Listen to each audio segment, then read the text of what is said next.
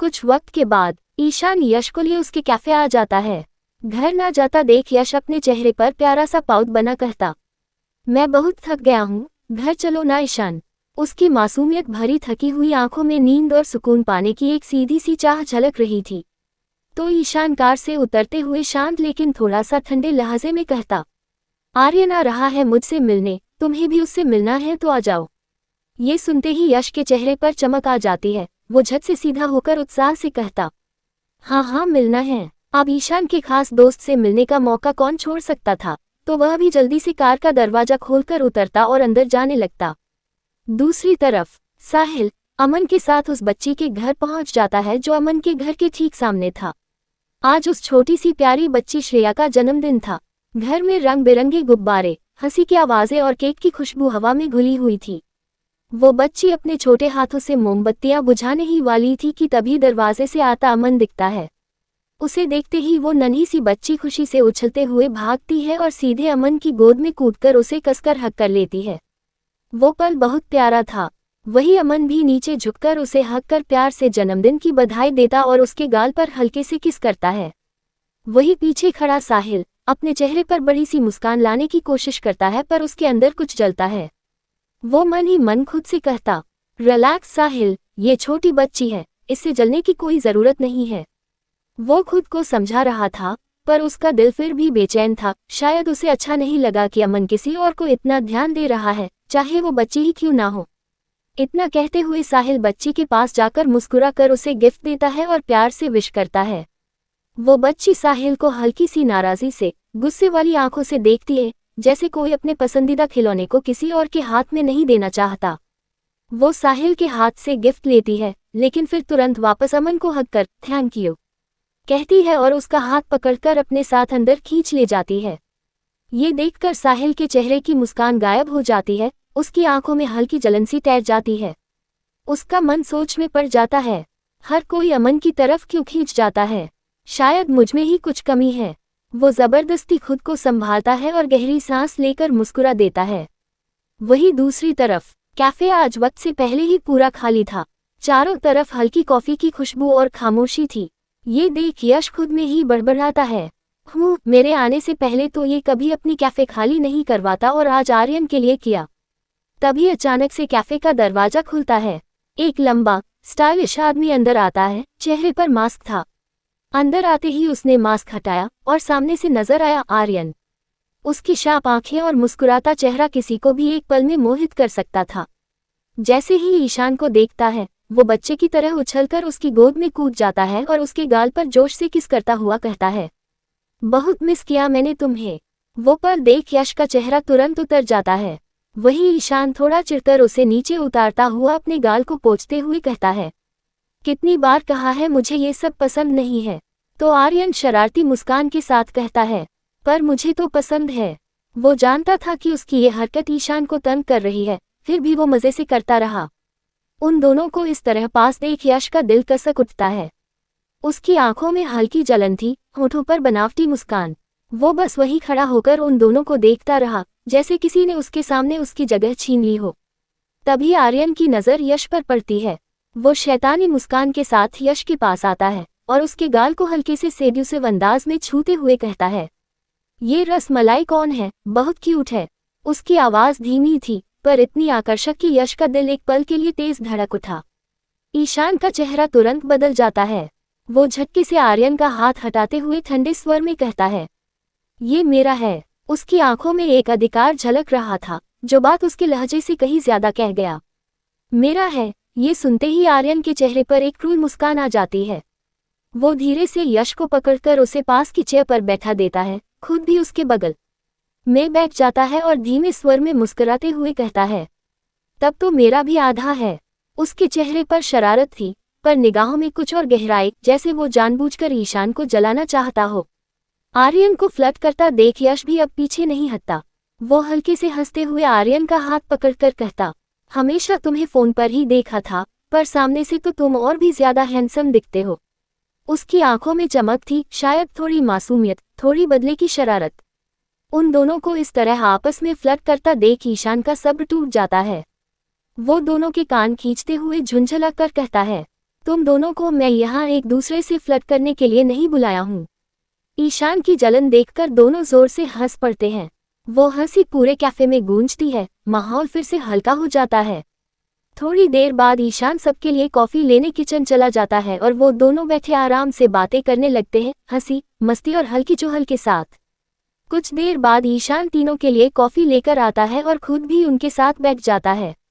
Cup से उठती coffee की महक जैसे तीनों के बीच की चुप्पी को पिघला देती है। तभी ईशान आर्यन से पूछता है, अबीर कैसा है? अबीर का नाम सुनते ही आर्यन का चेहरा सख्त पड़ जाता है। वो गुस्से से कहता है, पता नहीं किससे मिलने गया हुआ है, सुबह से मुझसे मिला तक नहीं है। उसकी आवाज में नाराजगी के साथ हल्की सी बेचैनी भी थी, जैसे वो नाराज कम, उदास ज्यादा था। ईशान ने महसूस किया कि आर्यन के अंदर इस वक्त कोई तूफान चल रहा है, इसलिए वो ज्यादा सवाल नहीं करता।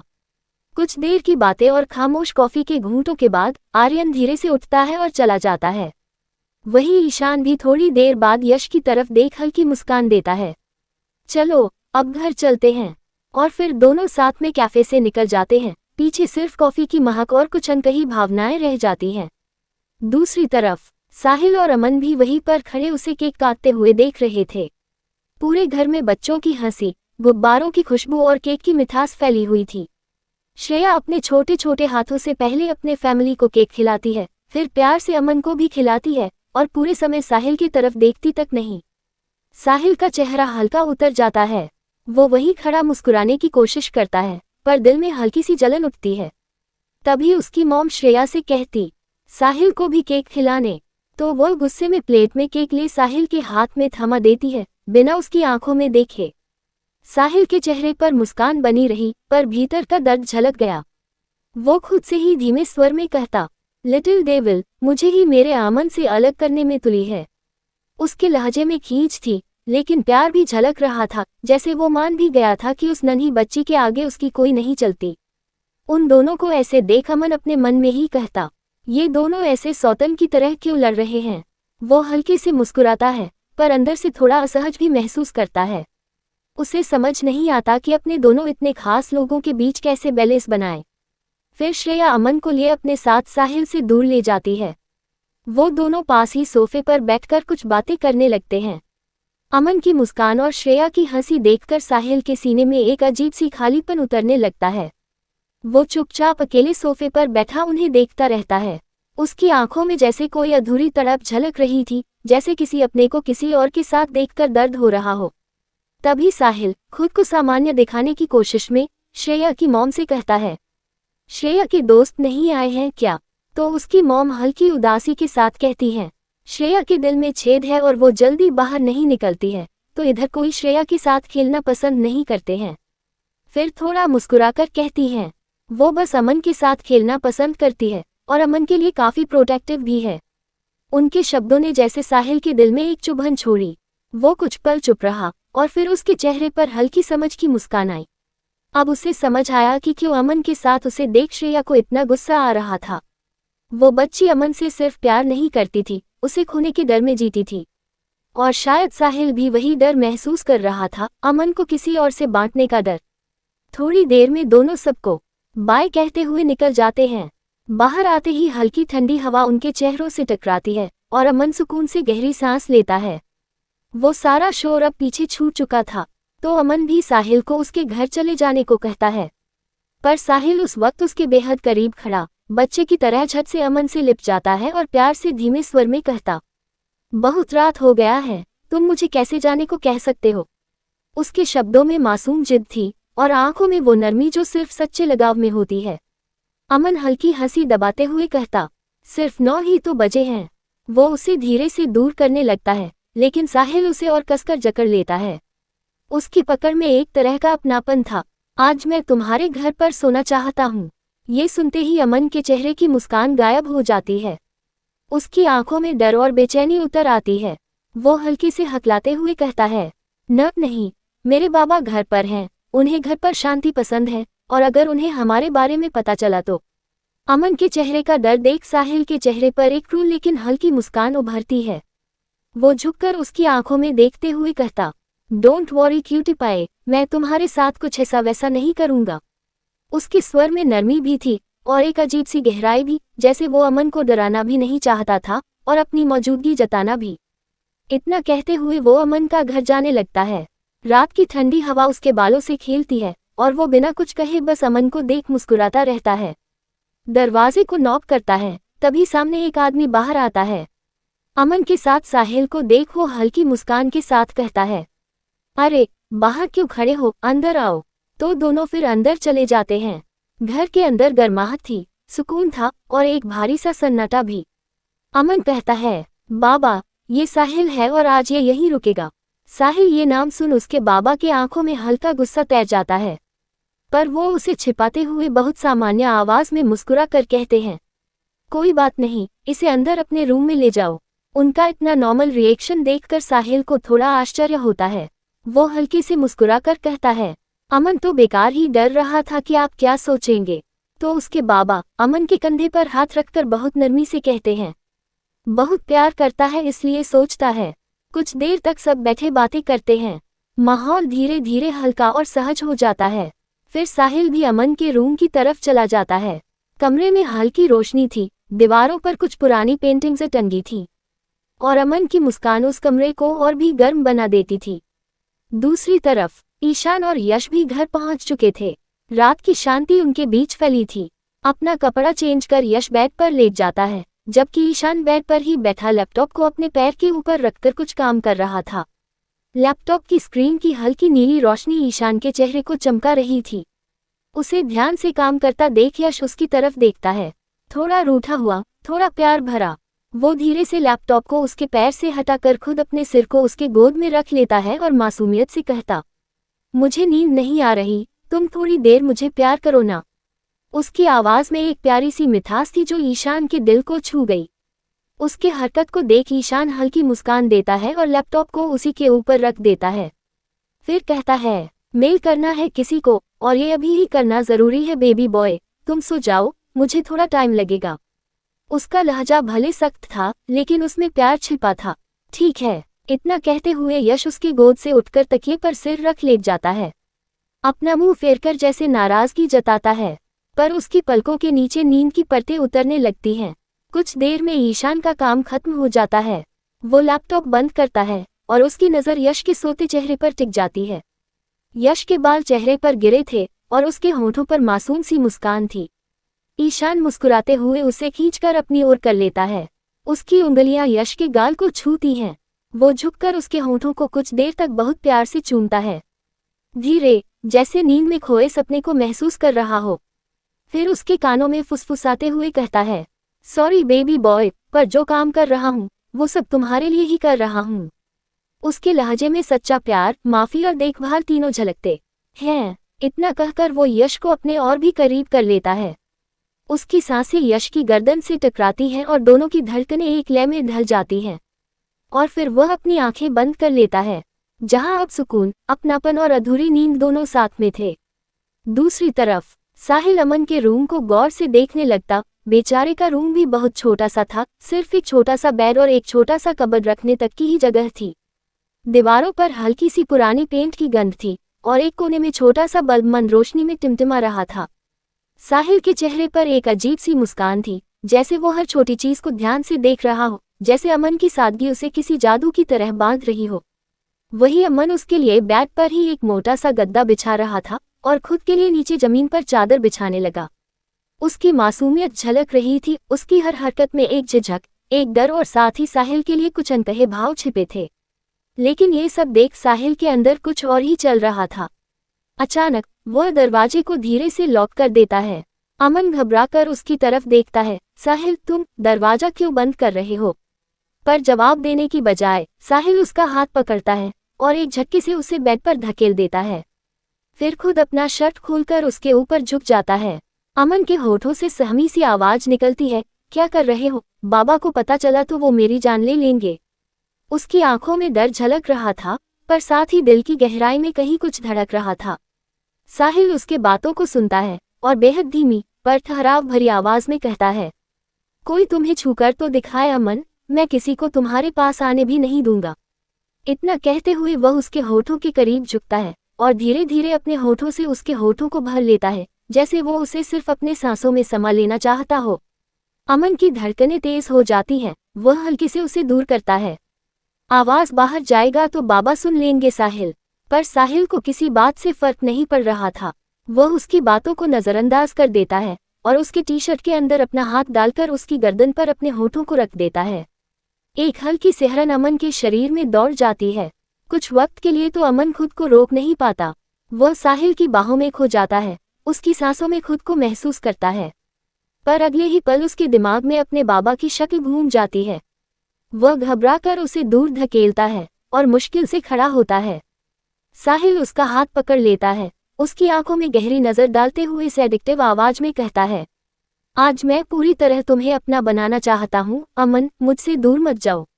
उसका लहजा अब गहराई से भरा था, जैसे वह सिर्फ मुंह नहीं, हक जता रहा हो। अमन कुछ कह पाता इससे पहले ही साहिल उसका हाथ खींच लेता है। दोनों अचानक बेड पर गिरते हैं और बेचारा बेड चर्रा की आवाज के साथ टूट जाता है। दोनों नीचे गिर जाते हैं। बेड टूटने की आवाज सुन उसके बाबा दरवाजा थकाने लगते हैं। क्या टूटने का आवाज है अमन? दोनों झट से उठते हैं। साहिल तुरंत अपना शर्ट पहनता है और जल्दी से दरवाजा खोलता है। बाबा अंदर आते हैं, टूटा हुआ बेड देखकर ताज्जुब में पूछते हैं, तुम दोनों ऐसा क्या कर रहे थे कि बेड ही टूट गया? अमन का चेहरा बिल्कुल उतर गया था, होंठ कांप रहे थे। वो कुछ कह नहीं पाया तो साहिल जल्दी से बोलता है, वो अंकल, हम किसी बात को लेकर थोड़ा झगड़ रहे थे तो ये। वह वहीं रुक जाता है, चेहरा थोड़ा बनावटी मासूम बनाकर खामोश हो जाता है। बाबा गहरी सांस लेते हैं और गुस्से से अमन की तरफ देखकर कहते हैं, कोई बात नहीं साहिल बेटा, तुम हॉल के सोफे पर सो जाओ और अमन तू यहीं नीचे बिछाकर सो जाएगा। अमन सिर झुका लेता है, शर्म और डर से कांपते हुए। साहिल धीरे से मुस्कुराता है और कहता है, आप टेंशन मत लीजिए अंकल, मैं मैनेज कर लूंगा। बाबा जाते हैं और वह दरवाजा बंद कर देता है। फिर पीछे मुड़कर अमन को घूरते हुए कहता है, तो अब बताओ अमन, वहीं से कंटिन्यू करें जहां रुके थे। उसके होठों पर हल्की क्रूर मुस्कान थी। अमन गुस्से से उसकी तरफ देखता है, तुम्हें कोई शर्म नहीं आती? फिर वो गुस्से में उसके पैर पर जोर की लात मार देता है। साहिल आह बोलकर पीछे हटता है। अमन तुरंत नीचे गद्दा बिछाता है और कहता है, अब सो जाओ, बस बहुत हो गया। उसकी आवाज में डर भी था और थकान भी। साहिल उसे देख मुस्कुराता है, लेकिन कुछ नहीं कहता। वो नीचे बैठता है और फिर धीरे से अमन का हाथ पकड़कर उसे अपनी तरफ खींच लेता है। अमन कुछ कह नहीं पाता और अनजाने में उसके सीने पर आ गिरता है। साहिल उसके माथे को हल्के से चूमता है और कहता है, अब बस चुपचाप सो जाओ, मेरे पास रहो, कहीं मत जाओ। अमन की आंखों में उलझन थी। वो समझ नहीं पा रहा था कि साहिल आखिर चाहता क्या है, प्यार, खेल या जुनून। उसका दिल धड़क रहा था, पर साथ ही उसके जहन में सवाल घूम रहा था, क्या ये सच में मुझे चाहता है या बस मुझे तकलीफ देना चाहता है? वह सोच ही रहा था कि साहिल धीरे से अपना हाथ उसकी आंखों पर रख देता है और ठंडी आवाज में कहता है, सो जाओ, वरना मैं फिर से शुरू हो जाऊंगा। और उस रात कमरे की हल्की रोशनी में दोनों खामोश पड़े रहे। बाहर हवा की सरसराहट और अंदर दो दिलों की उलझी धड़कनें। ऐसे ही वो रात बीत गई। सुबह का वक्त, नर्म किरणें खिड़की से अंदर आ रही थीं। ईशान का नींद खुल चुका था और उसने देखा यश उसके पास कितनी शांति से सो रहा है, जैसे उसकी सारी थकान उसी की बाहों में सिमट गई हो। वह मुस्कुराया, झुककर उसके गाल पर एक हल्का सा किस दिया और फिर धीरे से बाथरूम में नहाने चला गया। थोड़ी देर में यश की नींद भी खुलती है। वह करवट लेकर देखता है कि ईशान बगल में नहीं है और उसका चेहरा एकदम से घबराहट में भर जाता है। ईशान, वह हल्की आवाज में पुकारता है। बाथरूम से आवाज आती है, यही हूँ बेबी बॉय। वह मुस्कुरा देता है, उसकी धड़कनें शांत हो जाती हैं। कुछ देर में ईशान बाहर निकलता है, तौलिया से बाल पोंछते हुए, हमेशा की तरह परफेक्ट। वह यश को कहता है, चलो तुम भी फ्रेश हो जाओ, फिर मुझे बाहर जाना है थोड़ा। यश सिर हिलाकर टॉवल लेता है और बाथरूम चला जाता है। कुछ देर बाद जब वो बाहर आता है तो अलमारी खोलकर अपने लिए एक शर्ट निकालने लगता है। तभी अचानक ठक की आवाज आती है, एक फोटो फ्रेम गिर जाता है। उसमें एक औरत और आदमी की तस्वीर थी। गिरते ही उसका ग्लास टूट जाता है और यश घबरा जाता है। वह तुरंत झुककर टूटी कांच के टुकड़े उठाने लगता है। उसी वक्त उसका हाथ कट जाता है, उंगली से खून टपकता है। वह दर्द से आह बोलता है और उंगली पकड़ लेता है। तभी ईशान कमरे में आता है। टूटी फ्रेम को देख उसकी आंखों में गुस्सा आ जाता है। क्या कर रहे हो तुम? यश हकला कर कहता है, वो गलती से गिर गया, मैं बस। ईशान उसकी बात काट देता है, फ्रेम उठाते हुए कहता है, तुमसे कोई भी काम ठीक से नहीं होता, हमेशा गड़बड़ करते रहते हो। उसकी आवाज ठंडी और कठोर थी, जैसे प्यार के बीच अचानक बर्फ की दीवार खड़ी हो गई हो। यश चुप खड़ा रह जाता है, उसकी आंखों में आंसू भर आते हैं। वह कुछ कह भी नहीं पाता, बस अपनी उंगली से बहते खून को कसकर दबा लेता है। ईशान गुस्से में कमरे से निकल जाता है। यश उसे जाते हुए देखता रह जाता है, आंखों से आंसू गिरते हैं पर आवाज नहीं निकलती। वह अपनी उंगली पर खून को पोंछता है और धीरे से एक शर्ट पहन लेता है। दिल भारी था, जैसे किसी ने उसकी आत्मा को चोट पहुंचाए हो। वह बिना कुछ कहे, बिना पीछे देखे ईशान के घर से निकल जाता है और पीछे बस वही टूटा हुआ फ्रेम और टूटी हुई खामोशी रह जाती है। उसके जाते ही ईशान अपने रूम में आता और यश को न देख वो थोड़ा परेशान हो जाता है। उसका दिल जैसे एक पल को थम सा जाता है। कमरे में नजर दौड़ाता है पर कहीं यश नहीं। खामोश दीवारों के बीच वो खुद को बेचैन महसूस करता है, मानो उसकी सांसें किसी अजीब दर में बंध गई हों। फिर तभी उसका नजर फ्लो पर पड़े खून पर चला जाता, वो खून जो अब सूखने लगा था पर फिर भी अपनी कहानी खुद बयां कर रहा था। ये देख वो और भी ज्यादा परेशान हो जाता है। दिल में एक डर सा उठता है, यश कहीं कुछ गलत तो नहीं हो गया। वो घबराकर जल्दी से रूम से बाहर निकल जाता है। उसकी चाल तेज होती जा रही थी, दिल जोर जोर से धड़क रहा था। फिर उसे ढूंढते हुए वो मेहिका के पास आता और सवाल करता, यश कहाँ गया? तो मेहिका भी मुस्कुरा कर कहती, यश भैया तो चले गए। फिर थोड़ा सोचते हुए कहती, आपको बताकर नहीं गए क्या? उसका लहजा हल्का था पर ईशान के दिल में जैसे किसी ने ठंडी हवा छोड़ दी। वो पल भर के लिए कुछ नहीं कह पाया, फिर झट से खुद को संभालते हुए बोला, तुम ये सब छोड़ो और स्कूल जाने के लिए रेडी हो जाओ। अपने भाई का सख्त पर प्यार भरा लहजा सुन मेहिका भी मुस्कुराकर हाँ कह देती है और अपने रूम में रेडी होने के लिए चली जाती है। कमरे में जाते हुए वो हल्का सा सोचती है, भैया हमेशा ऐसे ही रहते हैं, पर जब परेशान होते हैं तो और भी ज्यादा सख्त हो जाते हैं। तभी मेहिका के फोन में आयुष का मैसेज आता है जिसमें लिखा था, मेहिका, मैं तुमसे बहुत प्यार करता हूँ और आज मैं तुम्हें अपने साथ डेट पर ले जाने आऊंगा, तो अच्छे से शाम को रेडी होकर आना। आयुष का मैसेज देख मेहिका का चेहरा पल भर में सख्त हो जाता है। उसकी आंखों में गुस्सा और झुंझलाहट दोनों झलकती है। वो इरिटेट हो उसका नंबर ब्लॉक कर देती है। उसके होठों पर बस एक ही शब्द निकलता है, ड्रामा। जब से आहान और वो अलग हुए थे तब से ही आयुष मेहिका को ऐसे ही मैसेज कर कर के परेशान किया करता था। वो अंदर से थक चुकी थी इन सब से, पर अपने भाई को बताना नहीं चाहती थी, क्योंकि उसे पता था कि अगर ईशान को ये बात पता चली तो उसका गुस्सा आयुष की जान ले लेगा। वो एक लम्हे के लिए आईने के सामने खड़ी खुद को देखती है, आंखों में हल्की उदासी पर चेहरे पर जबरदस्ती की मुस्कान, जैसे खुद को कह रही हो, सब ठीक है मेहिका, बस थोड़ा वक्त और। थोड़ी देर में मेहिका रेडी होकर बाहर आ जाती है। ईशान उसे देख हल्का मुस्कुरा देता है, जैसे उसकी बेचैनी को कुछ राहत मिली हो। वो उसे ले अपने साथ निकल जाता है। रास्ते भर दोनों के बीच हल्की फुल्की बातें होती हैं। ईशान कभी उसके बाल ठीक करता तो कभी प्यार से डांट देता, ज्यादा बात मत करो, हेलमेट पहनो। मेहिका हंस देती है, उसे पता था उसके भाई का गुस्सा प्यार की दूसरी शक्ल है। फिर ईशान उसे उसके स्कूल छोड़ खुद कॉलेज जाने के लिए निकल जाता है। दूसरी तरफ साहिल और अमन का भी नींद खुल चुका था। सूरज की हल्की किरणें खिड़की से अंदर आ रही थी और कमरे में एक अजीब सी शांति थी। दोनों भी फ्रेश होकर रेडी हो ही रहे थे। साहिल अलमारी खोलते हुए बड़बड़ाया, क्या यार, पहनने के लिए कोई शर्ट ही नहीं बची। वो खुद पर हंस देता है, पर अमन का चेहरा देखकर रुक जाता है। अमन के फेस पर क्यूट सा पाउट था और वो मासूमियत से बोला, तुम्हें तो मेरा कोई शर्ट फिट ही नहीं हो रहा। उसकी आवाज में झुंझलाहट कम और प्यार ज्यादा था। ये सुन साहिल पीछे से जाकर उसे हग करता है, उसकी गर्दन के पास चेहरा रखते हुए मुस्कुराता है, इत्तू से तो हो तुम, कैसे फिट होगा तुम्हारा कपड़ा मुझे क्यूटी पाई। अमन उसकी बाहों में थोड़ा पल को ठहर जाता है, फिर हल्के से उसे घूरते हुए कहता है, तुम्हारा सारा शर्ट तो मुझे बहुत अच्छे से फिट हो जाता, पर मेरा तुम्हें कैसे नहीं हो रहा।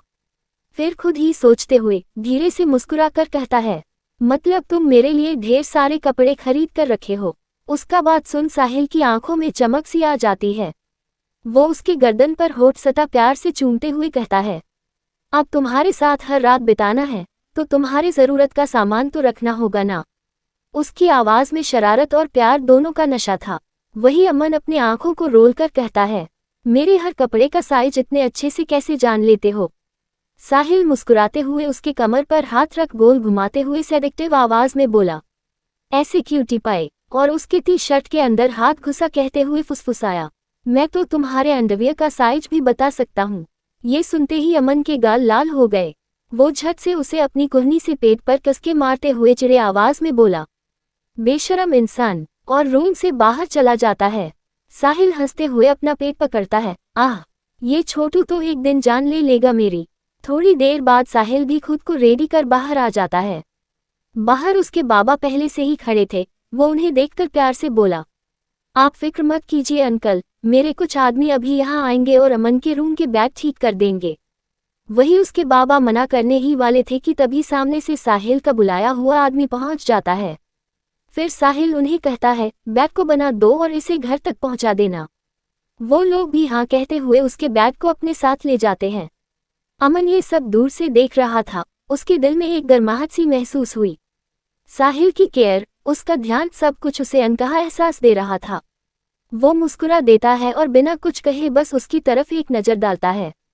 साहिल भी हल्की सी मुस्कान दे नजरें झुका लेता है, जैसे कह रहा हो, मैं हूं ना। फिर दोनों कॉलेज जाने के लिए निकल जाते हैं। दूसरी तरफ ईशान कॉलेज पहुंच चुका था। सुबह की हल्की धूप उसके चेहरे पर पड़ रही थी, पर उसके मन में बस एक बेचैनी थी, यश कहाँ है। वह आते ही सबसे पहले यश के क्लास की तरफ गया। उम्मीद थी कि शायद वो वहीं मिलेगा, पर वहां जाकर जब उसे पता चला कि यश अभी तक कॉलेज नहीं आया है, तो जैसे उसके सीने में एक डर की ठंडी लहर दौड़ गई। उसका चेहरा चिंता से उतर गया था, आंखों में बेचैनी साफ झलक रही थी। वह क्लास से बाहर निकला, जेब से अपना फोन निकाल यश को कॉल करने लगा, पर वो फोन उठा ही नहीं रहा था। हर बार रिंग बजती और उसके दिल की धड़कनें और तेज हो जाती। यश, उठा भी लो फोन प्लीज, वह खुद से बड़बड़ा उठा। पर जब कई बार कॉल करने के बाद भी जवाब नहीं आया, तो ईशान के चेहरे पर गुस्से की झलक आ गई। वो बच्चा मुझे इतना परेशान क्यों करता है। लेकिन उसी पल उसने खुद को शांत किया। गुस्सा बाद में कर लूंगा, पहले उसे ढूंढना जरूरी है। उसने फोन से लोकेशन ट्रैक किया, और जब देखा कि लोकेशन उसके घर का ही है, तो बिना एक पल सोचे कॉलेज से सीधे निकल गया।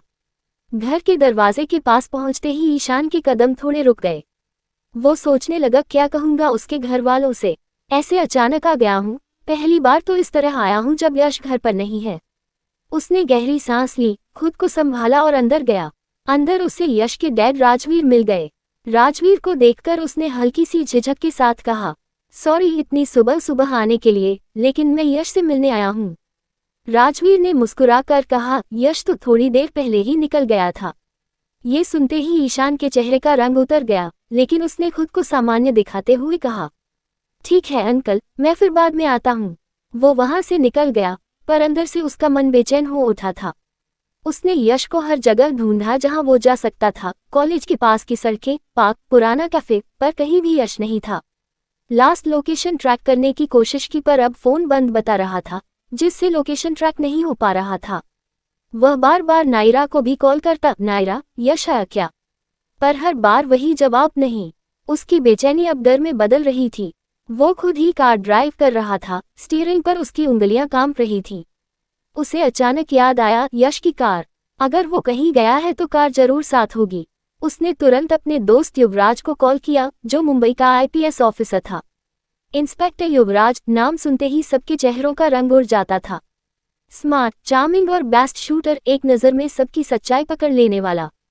पर जो उसे करीब से जानते थे कि उसके सख्त चेहरे के पीछे एक फनी और दिलदार इंसान छुपा है।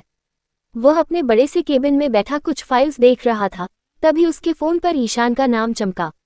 वो हंसते हुए बोला, इतने दिनों बाद कॉल आया है, मतलब बात यश की ही होगी। वो कुछ और बोल पाता उससे पहले ईशान की बेचैन आवाज सुनाई दी, युवराज, यश मिसिंग है, उसकी कार का नंबर ट्रैक करो जल्दी। इतना कहकर ईशान ने कॉल काट दिया। युवराज झुंझलाया, आईपीएस ऑफिसर हूं मैं, और ये मुझसे ऐसे बात करता है। लेकिन अगले ही पल उसके चेहरे पर मुस्कान आई, और वो खुद से बोला, कोई इतना पागल कैसे हो सकता है किसी के लिए, जितना ईशान है यश के लिए। उसने तुरंत सिस्टम खोला और यश की कार ट्रैक की। लोकेशन भेजते हुए वो हल्के से मुस्कुराया, जा पगले, अपने प्यार को ढूंढ ले। लोकेशन देखकर ईशान बुदबुदाया, वो वहां क्यों गया, वो भी मेरे बिना। उसकी आंखों में एक अजीब सा डर और स्नेह साथ झलक रहा था। कुछ ही देर में ईशान वहां पहुंच गया, वही पुराना फार्म हाउस जहां वो कभी यश को लेकर आया था। गेट के बाहर सीढ़ियों पर नजर पड़ी। यश वहां बेड के ऊपर सिर रखकर गहरी नींद में सो रहा था। चेहरे पर मासूमियत, सांस शांत, जैसे सारी दुनिया से बेखबर हो। ईशान का दिल भर आया। देखो तो इस मासूम को, मेरा चैन और सुकून बर्बाद कर खुद कितनी शांति से सोया है। वो धीमे कदमों से गया, उसके पास बैठ गया और उसका सिर अपनी गोद में रख लिया। धीरे से उसके बालों को सहलाया, उस स्पर्श में सारा प्यार था जो वो कह नहीं पाया था। फिर अचानक उसकी नज़र यश की उंगली पर पड़ी जहां थोड़ा सा खून लगा था। वो चौंका, फिर धीरे से उसका हाथ उठाया और उसकी उंगली को अपने होठों से लगाकर उसका खून चूसने लगा, मानो अपने प्यार के दर्द को खुद में समेट लेना चाहता हो। इतने में यश की नींद खुल गई। वो आंखें मलते हुए मुस्कुराया और ईशान की आंखों में देखते हुए बोला, गुड मॉर्निंग ईशान। ईशान हल्की मुस्कान के साथ कहा, गुड मॉर्निंग नहीं, गुड इवनिंग कहो बेबी बॉय। ये सुन यश घबरा कर उठ बैठा और झट से कहता है, क्या, मैं कब से सोया था और तुम यहाँ कैसे आए? ईशान ने उसके गाल पर हाथ रखते हुए कहा, तुम मुझसे नाराज हो क्या? ईशान की बात सुन यश ने उसका हाथ हटाते हुए मुंह फेर लिया और चिढ़े आवाज में बोला, बॉयफ्रेंड बने कुछ दिन नहीं हुए और तुम अपना असली रंग दिखाना शुरू कर दिए। ईशान झल्ला उठा और यश को घूरते हुए कहा, अब गिरगिट थोड़ी हूं जो रंग बदल लूं। इतना बोल ईशान खड़ा हुआ और चाबी निकाल दरवाजा खोला और खोलते हुए ही कहा, अब बैठे क्यों हो, चलो अंदर। पर यश अब भी मुंह फुलाए बैठा था, तो ईशान ने झट से उसे अपनी गोद में उठा लिया। अब तो चलोगे ना? यश चौंक पड़ा, अरे क्या कर रहे हो, गिरा दोगे मुझे, छोड़ो। ईशान यश की बातों को इग्नोर कर हॉल आया और उसे हॉल के सोफे पर पटक दिया। वही यश चीख पड़ा, आह मेरी कमर। वही ईशान हंसते हुए बोला, कितने भारी हो गए हो बेबी बॉय, क्या खाते हो दिन भर? यश ने हैरानी से कहा, भारी और मैं? अपनी आंखों का इलाज कराओ मिस्टर ईशान कश्यप, जवानी में ही बुढ़ापा आ गया है तुम्हें। वो आंखें रोल करते हुए आगे बोला, अगर इतना ही भारी लगता हूं तो उठाया क्यों? ईशान ने लाइट ऑन की, दरवाजा बंद किया और कहा, क्या करूं, मेरा बेबी बॉय है ही इतना जिद्दी। यश अब भी नाराज था, मैं अब भी तुमसे नाराज हूं। ईशान ने कंधे उचका कर कहा, तो मैं क्या करूं? यश ने गुस्से में ईशान को घूरते हुए कहा, मुझे मनाओ, बॉयफ्रेंड हूं तुम्हारा। ईशान मुस्कुराया, धीरे से उसके पास आया, कंधे पर हाथ रखा और कहा, तो बताओ कैसे मनाऊं तुम्हें? यश बोला, मैं जो मांगूंगा वो दोगे तो मान जाऊंगा। ईशान के चेहरे पर हल्की मुस्कान आई, मानकर तो देखो, मैं तुम्हें कुछ भी दे सकता हूँ। यश ने मासूमियत से कहा, मुझे आसमां से चांद और तारे तोड़कर दो, फिर मैं मान जाऊंगा।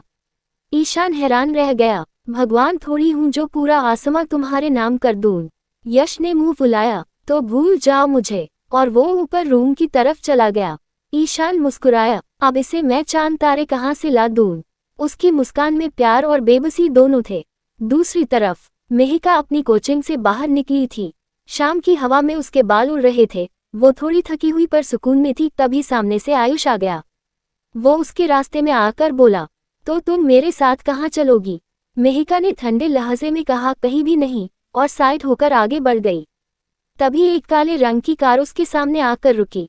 वो आहान था। उसने विंडो नीचे की और कहा, बैठो अंदर। मेहिका झिझकी, पर पीछे मुड़ी तो आयुष को देख लिया। आहान की कार उसके लिए अब एक सेफ जगह लग रही थी, तो वो बिना कुछ बोले अंदर बैठ गई। आयुष ने मुट्ठी भींची, उसकी आंखों में पागलपन झलकने लगा। इस बार नहीं आहान, मेहिका को खुद से दूर नहीं जाने दूंगा, चाहे उसकी मर्जी हो या ना हो। कार में सन्नाटा छाया था। थोड़ी देर बाद मेहिका बोली, कार रोको। आहान ने उसे देखा, क्या हुआ? अभी तो घर भी नहीं आया। मेहिका ने गुस्से से कहा, मुझे आपके साथ नहीं जाना। उसकी रूखी आवाज सुनकर आहान का दिल टूट गया। उसने धीरे से कार रोकी और बहुत कोमलता से कहा, मैं जानता हूँ, मैंने तुम्हें बहुत हर्ट किया है। मुझे माफ मत करो, पर प्लीज मुझसे नफरत मत करो। तुम्हारी आंखों में अपने लिए नफरत देखना मैं बर्दाश्त नहीं कर पाऊंगा। मेहिका ने कुछ नहीं कहा, बस उतर गई। एक ऑटो रोका और उसमें बैठकर चली गई। आहान वहीं खड़ा रह गया, बस उसकी परछाई को जाता हुआ देखता रहा। उसकी आंखों में सन्नाटा था, होठों पर टूटी सी मुस्कान। वो पास के कॉफी शॉप में जाकर बैठा, कॉफी ऑर्डर की, पर स्वाद महसूस ही नहीं हो रहा था। उसी वक्त उसकी नज़र पास की टेबल पर बैठे अबीर पर पड़ी। वो अकेले लैपटॉप में झुका हुआ था, बाल माथे पर बिखरे, आंखों में मासूम एकाग्रता थी। आहान उसे देखता रह गया, पता नहीं क्यों, पर उसमें एक अपनापन महसूस हुआ। वो उसके सामने वाली कुर्सी पर जा बैठा। टेबल पर ढेर सारी पर चॉकलेट्स रखी थीं।